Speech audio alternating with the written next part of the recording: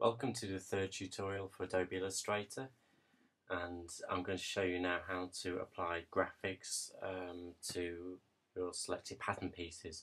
Hopefully you followed the first two tutorials and you've actually drafted your own blog based on the Mentor generator that's on my blog at www.damorish.com.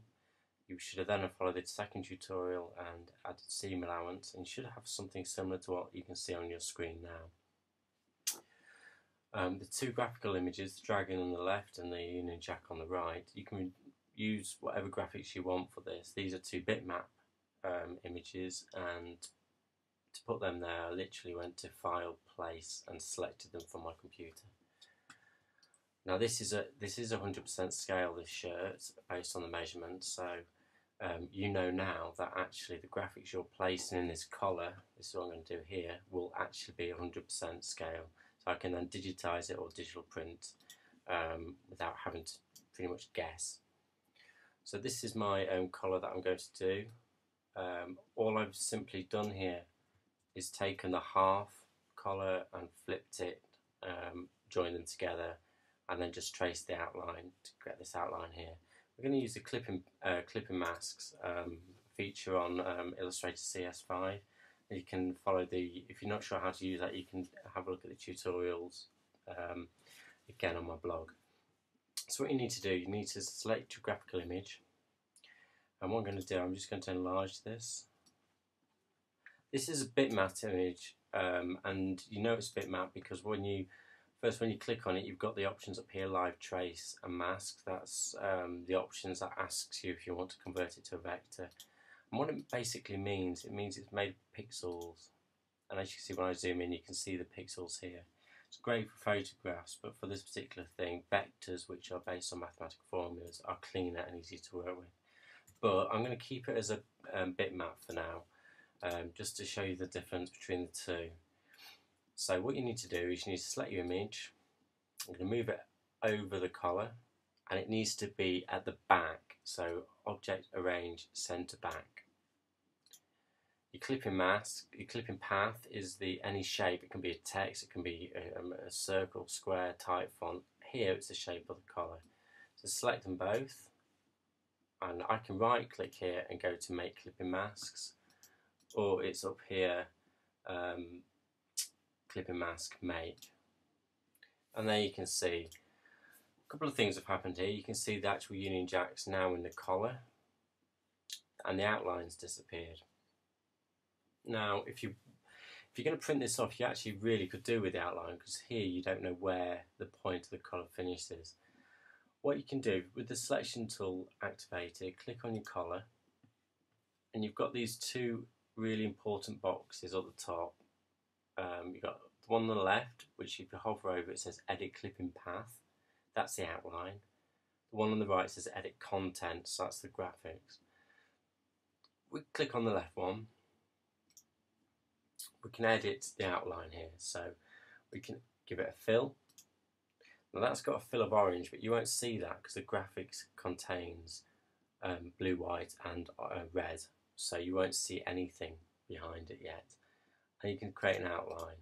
Let's give it a purple with a stroke of 4. If we click off that, you can see it's now got a purple stroke. Okay, click on it again.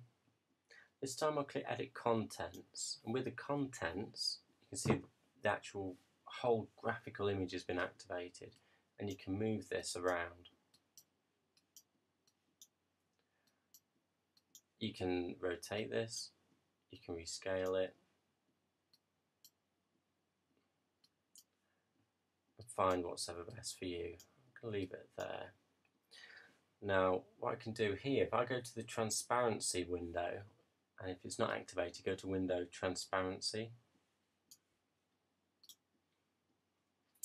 And with the Edit Contents activated, you can change the transparency. If you change this window here to multiply, you can see the orange is now coming through because we filled it with orange. So you can have some really quite good effects.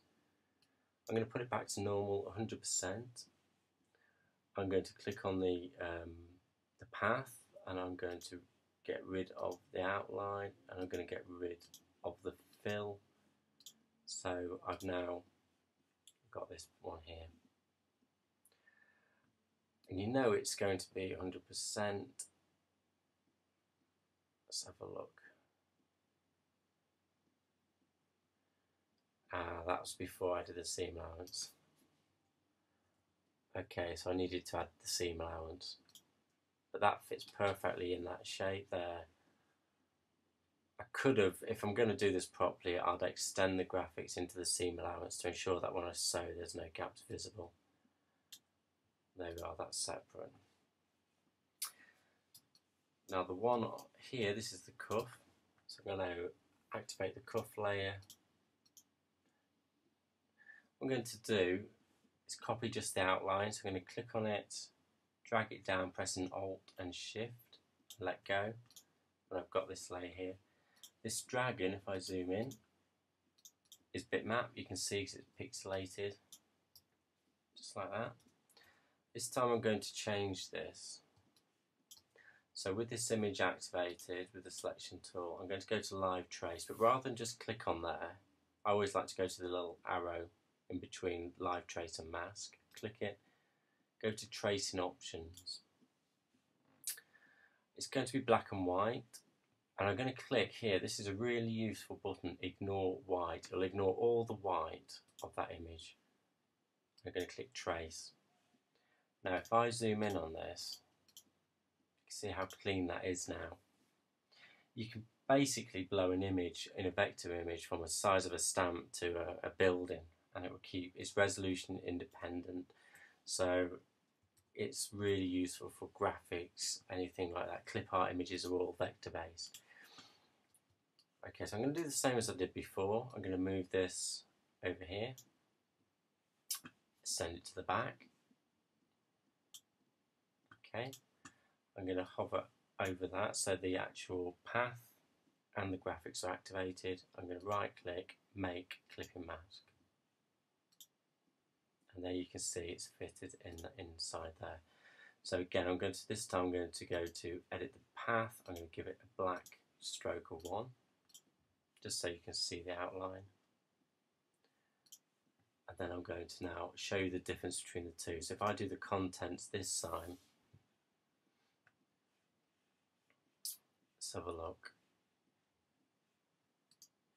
Content, I'm going to make this smaller. Just rotate this.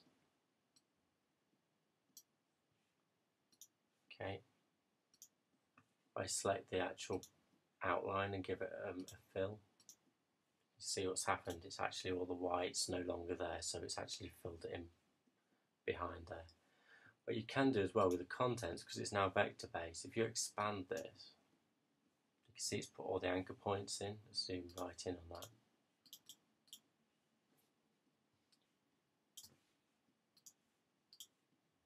So I can hover over the anchor points and start manipulating the image as I'm doing that.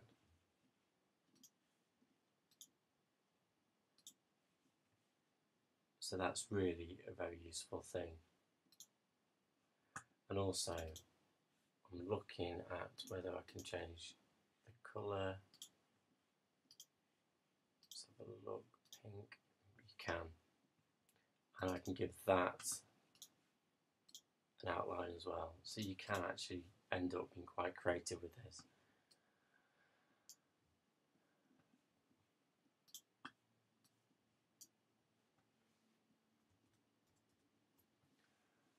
What I can then do is just select it all if I wanted to, just get rid of the numbers, just turn them off.